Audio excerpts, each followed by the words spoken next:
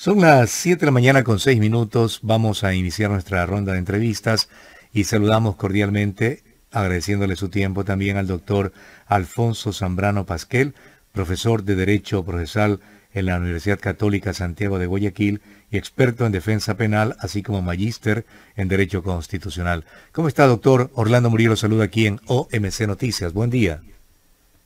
¿Cómo está usted, don Orlando? Muy buenos días, gracias por la posibilidad de conversar. Oye, De la Corte acuerdo con Constitucional definió ya que apenas 6 de las 8 preguntas planteadas por el presidente para la consulta popular serían las que vayan justamente a la consulta al pueblo ecuatoriano. ¿Cómo usted analiza este hecho? Porque desde el gobierno se dice que justamente esas dos preguntas, la 1 y la 6, le quita la parte medular de la consulta y la institucionalidad que se quiere de alguna forma restituir con ellas. Mire, don Orlando, no es tan cierto lo que dice el gobierno, y voy a decir por qué. Primero, la Corte Constitucional lo que ha hecho al momento es decir, bueno, el gobierno pretende mediante una enmienda vía consulta popular eh, incidir en tres o cuatro aspectos, como dice el gobierno. Primero, el de la seguridad ciudadana o pública. Luego, el que tiene que ver con la esfera de competencia institucional, Consejo de Participación Ciudadana y Fiscalía. El otro aspecto en el ámbito político, tal vez recortar el número de representantes a asambleístas cuando debiera allí primar es la calidad más que la cantidad. Y el otro que tiene que ver con un tema ecológico, que es una suerte de gancho, porque nadie va a estar en desacuerdo con una propuesta que tenga que ver con aspectos de la, no solo remediación ambiental, sino de la protección del ambiente. Pero la Corte al momento lo que dijo es que las preguntas 1 y 6 no pueden ser materia de una consulta popular, sino que tienen que ser materia de una reforma constitucional que tiene que tramitarla, discutirla, debatirla la Asamblea Nacional, donde hoy por hoy el gobierno tiene una minoría y habría que ver de qué manera la Asamblea se pronuncia, tomando en consideración que en el tema de la presencia del ejército, que es el tema central, uno de los temas centrales, la Corte Interamericana de Derechos Humanos, que hay que respetar el llamado control de convencionalidad, que dice la convención, que dice la sentencia de la Corte, y la Corte Constitucional, en el control de constitucionalidad, a ambas han dicho que no es tarea propia del ejército a combatir la delincuencia, porque el ejército está armado para combatir al enemigo y preparado para la guerra. Esa es en líneas generales lo que dice la Corte Interamericana, no obstante que dice que excepcionalmente podría intervenir. Y por supuesto que vivimos un estado de excepción, de suerte que por ahí va en el tema del ejército y en el tema de la institucionalidad del Consejo de Participación Ciudadana. Lo que se ha cuestionado es que el Ejecutivo pretende tomar el control porque el Ejecutivo es el que propondría las ternas, o sea, de 1 a 3, que le gusta al Ejecutivo, y eso sería materia de decisión posterior. Por eso se dice que hay una pretensión de concentración de poder.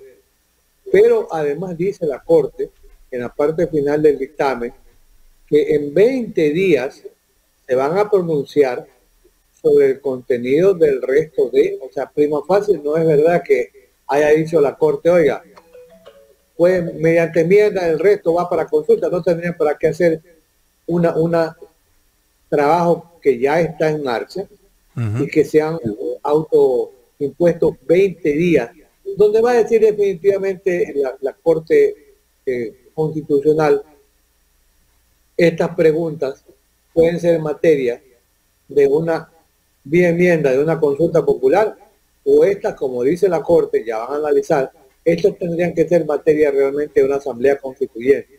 O sea, al término de 20 días ya sabremos en realidad si irían o no vía enmienda las 6 preguntas, y el Ejecutivo ha expresado que presentaría 2 más, La una que se comenta es que podría ser la elección en el segundo tiempo o junto con la elección o posterior a la elección del presidente, la elección de los nuevos asambleístas, o si mañana se llama Congreso, los diputados, etcétera.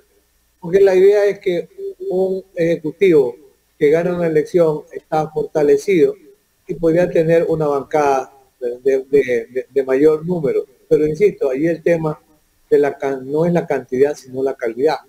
Porque Ahora, además, doctor, ¿en qué medida la línea trazada por el gobierno en estos tres aspectos, seguridad, institucionalidad y medio ambiente, va ligada a la aspiración misma del pueblo ecuatoriano? Porque el pueblo aspira a otra cosa, fundamentalmente seguridad. Segundo, empleo.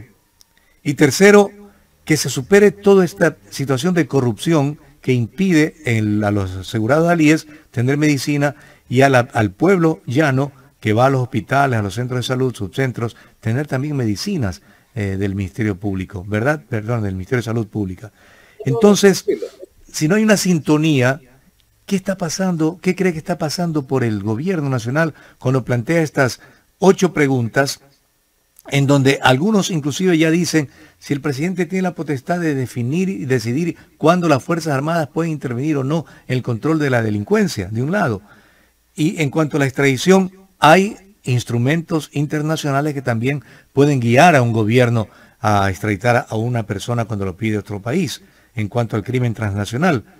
Y en cuanto a la autonomía fiscal, la propia ministra fiscal le ha dicho al presidente, señor, deje ahí las cosas, no quisiéramos que toque la situación actual, que ya tenemos con eso bastante.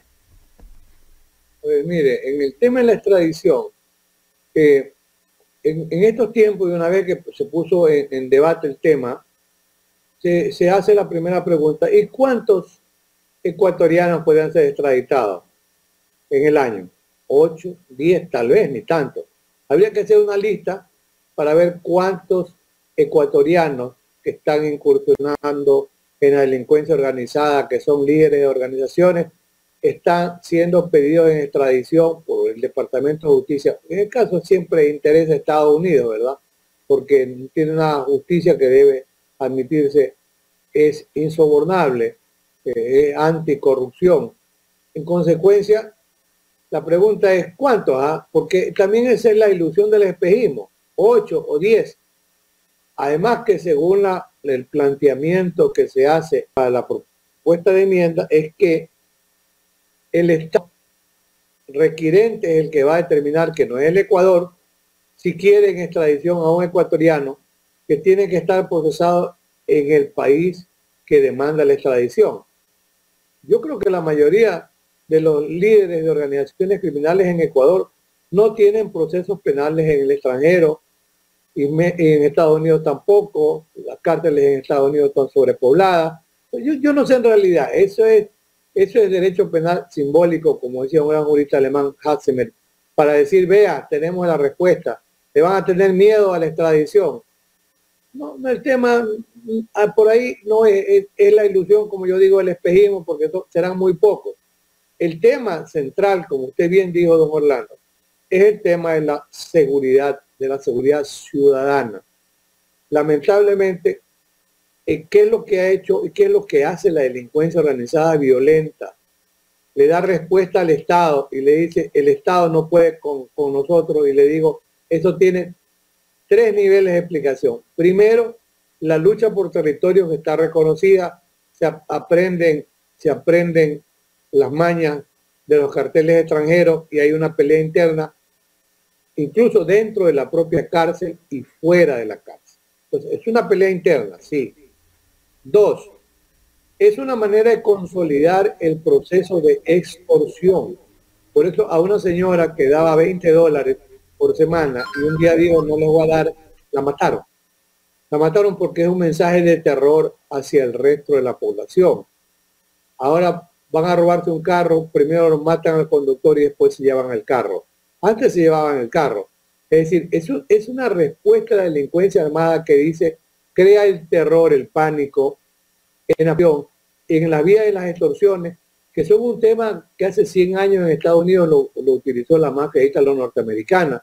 que lo está hoy utilizando la mafia mexicana y que antes lo utilizó también la mafia colombiana, hoy menos en Colombia. Y en Ecuador se ha puesto de moda. Entonces, mire, negocios pequeños y grandes son víctimas de extorsión, personas, compañías y personas naturales también. Es una manera de decir la delincuencia organizada, nosotros tenemos el poder. Y otro aspecto, es una manera de desafiar al gobierno y los estados de excepción.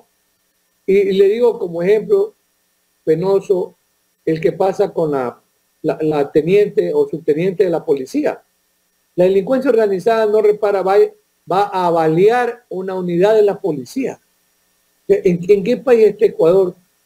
Balean y hieren a la policía que estaba allí y penosamente fallece. Y hay otros hechos dolorosos y lamentables muy cercanos de un joven que fue asesinado de manera miserable en Sauce cuando se retiraba de una reunión con la esposa y balearon, mataron a dos y están dos señoras heridas. Pero no hay control, no hay cámara, matan al fiscal Edgar Escobar hace apenas un mes, ya nos olvidamos. ¿Cómo es posible que la policía ni siquiera esté custodiando físicamente el edificio de la Fiscalía de Guayas? Y Escobar se da cuenta que vienen dos personas, tiene la sospecha, ya la intuición, quiere huir, lo matan, le cerran a más de 10 disparos. Y es que la policía no tiene personal ni para 2 o para 3 para estar allí, o fue un acto deliberado de no haber nadie en ese momento para que lo asesinen a un fiscal. ¿Qué le dice la delincuencia? Oiga, miren, nosotros tenemos el poder. Bueno, están avaliando una unidad de policía comunitaria. Entonces, ese es el Estado. ¿Qué es lo que ocurre ahí? Que la agenda de seguridad del gobierno es equivocada. No está en la línea correcta. Porque habla de que el gran problema es el tráfico de drogas. Es verdad. Ecuador es la autopista de la cocaína, y digo una expresión de la BBC de Londres, 300 toneladas en 2 años. Hay que recordarle al presidente Lazo con todo el respeto, por supuesto, que merece. Eso es el 15% máximo de la droga que se fue por Ecuador. El 15% significa que por Ecuador se han ido alrededor de 1.500 toneladas de cocaína. Esas 300 toneladas de cocaína a un promedio de 40 millones de dólares son 12.000 millones de dólares. Pero si se han ido, multiplique usted 1.500 toneladas. Estamos hablando de 45.000 millones de dólares. Es gigante la economía subterránea que maneja el tráfico de drogas, sumado al tráfico de armas. Sin embargo, el presidente de la República se ufana en decir que reacciona así estas mafias que están en nuestro país, porque con la captura de las drogas les ha disminuido en 6.000 millones de dólares los ingresos. Pero, ¿hasta qué punto también hay objetividad en la consulta popular cuando el tema que estamos analizando, doctor Zambrano Pasquel, es el tema de la seguridad social? Pero el presidente quiere arreglar los problemas del país disminuyendo, por ejemplo, el número de asambleístas. ¿Cuánto será que se ahorre ahí el país en disminuir ese número de asambleístas al Parlamento Nacional, cuando el tema viene por otro lado, en la calidad de los asambleístas que debemos elegir? Es decir, habría que más bien reformar la ley para elevar el nivel de cultura, de conocimiento, de capacitación en los legisladores y algunos otros requisitos que permitan que vaya gente que al menos sepa hablar, dirigir la palabra y conozca la historia del Ecuador para no equivocarse. Mire, ahí hay una distracción frente al tema grave, que es el tema en el que hay que insistir. Mire, más importante que esto es recordarle a este y a los anteriores gobiernos, a ver, la cantidad de sicarios que ya hay en Ecuador. ¿De dónde provienen? Vienen de un estrato social. Y usted dijo bien, el gobierno no atiende. Realmente está muy ufanado de que tiene la mayor reserva en la historia. ¿Y para qué nos sirve la mayor reserva cuando este país es un país desangrado por la violencia día a día? ¿De dónde son reclutados esos jóvenes sicarios? De los sectores más pobres. Son jóvenes en su mayoría que no tienen ni educación ni tienen trabajo.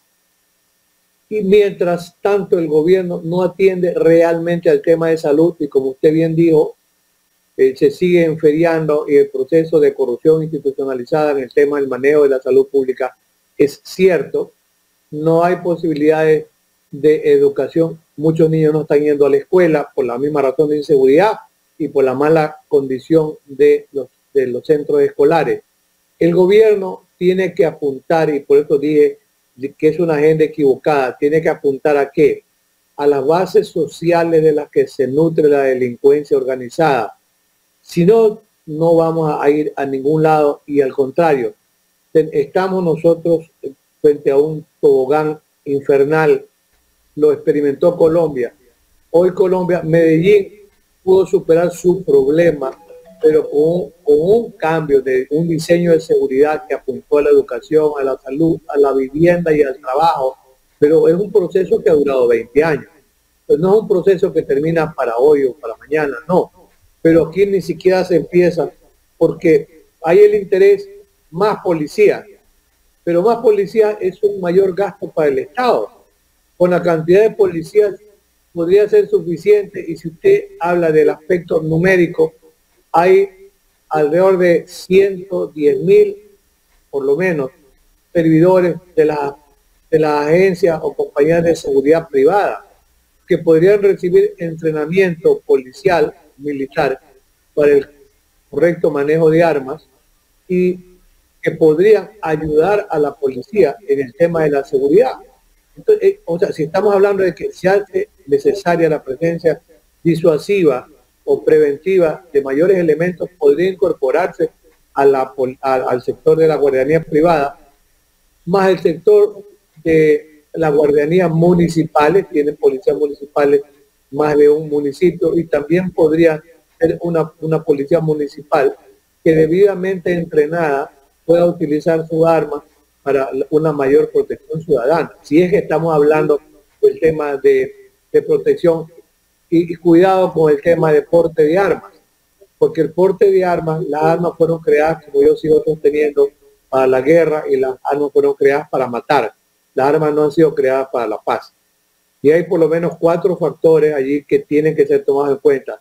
El primero, la cantidad de accidentes que se producen en casas en el primer mundo y en este mundo, con los jóvenes o niños que encuentran una arma que el padre la deja en algún lugar y la utiliza jugando contra el hermanito. En segundo lugar, quien tiene el arma es responsable por su tenencia y puede responder por cualquier consecuencia, incluso por el llamado dolo eventual, es decir, por indiferencia o falta del debido incluso cuidado. El otro aspecto importante es el nivel de violencia que se vive en el país intrafamiliarmente. Imagínense teniendo armas dentro de casa. Ese hombre maltratador a los hijos y a la mujer puede terminar matando a un hijo o una mujer, o viceversa. Ya el hijo jovencito al padre que lo maltrata algún día le puede disparar, y puede hacer lo mismo a las mujeres. Lo otro es el nivel justamente, perdón que le interrumpa, doctor, justamente esa violencia intrafamiliar es la que debe analizarse, de dónde proviene. Porque generalmente cuando hay lo que está ocurriendo en nuestra sociedad, desempleo, y esa mala influencia que usted muy bien la describe, de las mafias que están asentadas en nuestro país, es que se da todo este tipo de violencia intrafamiliar y externamente en la sociedad. Pero estuve leyendo el tema de Medellín, y usted vino al COTA, educación, deportes, cultura, y hoy Medellín es una ciudad donde menos violencia existe y menos muertos por violencia hay. Pero también hay otro ejemplo que en las redes sociales, me imagino que usted también, doctor, accede a ellas. La gente le pide al presidente Lasso actúe como está actuando el presidente Bukele en El Salvador. ¿Qué análisis hace a esa solicitud de la población ecuatoriana? Es la sensibilidad ante la impotencia. Y recuerde usted además que en el Ecuador se consume una cantidad de alcohol impresionante, se consume droga también, en los 80 toneladas, en la cantidad enorme de cocaína que circula se queda para consumo interno, ¿verdad? Y además, para una cuestión es que alguien dispare de un arma, y otra que aprenda a disparar y lo haga bien, y eso requiere entrenamiento para completar la idea. En el tema de Bukele, no caigamos en esas redes. Bukele es un fascista, no respeta derechos humanos. Además, en El Salvador hay una estructura criminal que es la de las maras. Entonces era más fácil. ¿Y qué hizo? Negoció. Pero luego que negoció, ahora ya no respeta lo que acordó. Y llegará un momento que 50.000 personas más presas. Bueno, las cárteles van a estallar. y estallará la violencia social, ojalá que no pase. Pero es que ese es lamentablemente el eslabón final en este proceso de violencia que proviene de parte del propio Estado. Pero en Ecuador el tema es más complejo. Si usted piensa en organizaciones criminales solamente dentro de la cárcel, se empieza hace 10 años, sí, podría ser por allí, con la presencia de Gerald manejando el sistema carcelario, luego se asocia con Rasquiña Zambrano, luego lo matan a Rasquiña, bueno, Gerald está en Estados Unidos, hacia Colombia lo llevaron, Colombia lo extraditó a Estados Unidos, pero el caso Zambrano ya lo asesinaron y después de Zambrano vienen otros líderes y mataron hace pocas semanas a Patrón Norero. Pero ¿por qué? Porque hay una pugna por el manejo de las mafias dentro de las cárceles, que además del tráfico de drogas, de armas, que ingresan sin control, extorsiones a personas, como se dice, se terceriza incluso el trabajo entre comillas, sicariato, se va a la cárcel y se contrata sicarios. Esa es la dura realidad. El Salvador tenía una organización criminal. En Ecuador son múltiples y se mata uno y viene otro. Y a propósito, hace menos de una semana, fue muy grato, una incursión del ejército con la policía, operativo conjunto, en la cárcel de Guayaquil, 800 efectivos. Ese es un tema clave, porque esa incursión debe haber servido primero para sacar los fusiles, las ametralladoras, las granadas y más que hay dentro de los equipos de comunicación que hay dentro de la cárcel. Se hizo una incursión. ¿Y cuántos fusiles? ¿Cómo ingresa un fusil de asalto a la cárcel? Solamente si lo permiten quienes controlan la cárcel. La policía ha fracasado en el control de la cárcel y lamentablemente hay un sector de policía y de militares que está infiltrado por el dinero que genera el tráfico de drogas. Y además está el tráfico de armas, que es otro gran negocio también. Entonces, tiene que haber un proceso de depuración. La policía tampoco está preparada para el manejo de las cárceles. Y está revelando, don Orlando, 800 efectivos ingresan. No debiera haber una arma ni un corta uña en la cárcel. ¿Y cuál ha sido el resultado? 3 o 4 personas detenidas y pare de contar y nada más. Entonces se mantiene el nivel de violencia. La cantidad de armas que se pueden comprar en el mercado negro es impresionante. Y entonces, ¿por qué es difícil para un gobierno ir en un proceso de depuración militar y policial? Porque el momento en que eso ocurre, el gobierno fácilmente se cae. Se cae. Desde el año 79 en adelante, ¿verdad? Los gobiernos están muy protegidos, enancados en el poder militar y en el poder policial. Esa es la realidad. Cuando ha habido algún conato de enfrentamiento, han ido algunos presidentes a la casa, otros han salido huyendo, otros se fueron presos. Entonces, ese es el poder real que tiene el segmento militar y policial. Por eso, ¿cuándo hay depuraciones reales? En la época de dictadura. De lo contrario, ese es un segmento no tocado. Pero ahora, no perdamos la idea. En todas estas propuestas, estos socorrismos, estas ayudas, el Plan Ecuador, Colombia fueron 20.000 millones de dólares durante 20 años. Pero Estados Unidos dio ese dinero porque apuntaba a ¿qué? A desmantelar la estructura organizada de la FARC colombiana, que en el fondo eran terroristas, el ELN. Lo han conseguido en muchas medidas. Pero el tema de las drogas tiene 7 bases militares y hoy Colombia sigue siendo el principal exportador y productor de cocaína en América Latina. La verdad que el último año aumentó el 25% y el 100% Perú.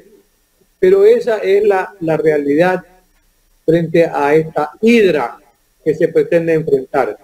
El tema es, y no pierdo la idea, en estas ayudas que busca el gobierno, hay una fundamental y esencial. ¿Por qué no se reactiva simplemente el convenio de asistencia que tenía la DEA, esa policía antinarcótico de Estados Unidos que trabajó muy bien en Ecuador? Porque esa policía controlaba a los controladores. Porque como yo digo, ya estos días no se habla siquiera de las aduanas, que es la puerta giratoria, para el ingreso de armas, que ingresan también por la frontera con Perú, y para la salida de drogas. Cuando estaba aquí la DEA de Estados Unidos, controlaba a los controladores, se hacía la inspección de la carga, etcétera, en el puerto y en el aeropuerto. Y esa policía altamente incorruptible es la que aseguraba el éxito primero de los decomisos y luego la quema de la droga. Se dice que no se puede quemar la droga, no hay donde quemarla. De una tonelada de cocaína tiene un promedio de 40 millones de dólares. Cuidado, se está cambiando parte de la cocaína. Interesantes sus acotaciones y sus reflexiones, doctor. Que le regalen un horno, por favor, para quemar la droga. Claro. Pero mire, no hay respuestas concretas, reales, creíbles y efectivas de don Orlando.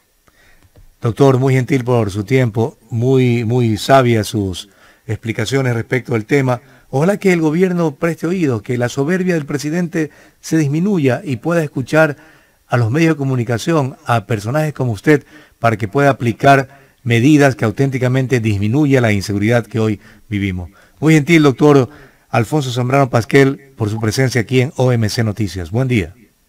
A usted, Orlando. Fuerte abrazo académico. Muy buenos días y gracias nuevamente por la oportunidad de conversar con mucha objetividad. A muchas personas de mi propia familia, no debes comentar nada, pero hay que hacerlo. Hay que tener el valor de comentar para recordar al gobierno que le sigue debiendo al país en el tema de la seguridad ciudadana real y no ficticia. De acuerdo. Un abrazo también.